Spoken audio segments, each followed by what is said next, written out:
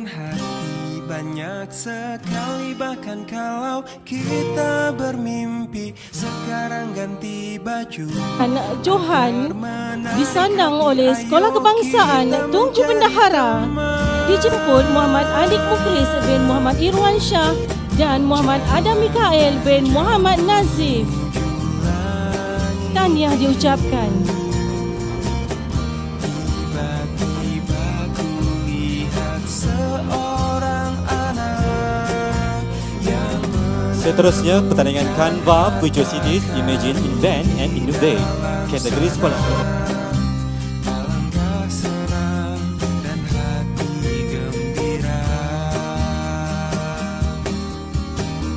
Wangi angin padang rumput di sore hari, sampaikan salam. Kita teruskan dengan anugerah pencipta kandungan digital terbaik, Naib Johan. Dipersilakan Masyidah binti Abdul Hamid dari SK Tunku Bendahara, Kubang Pasu.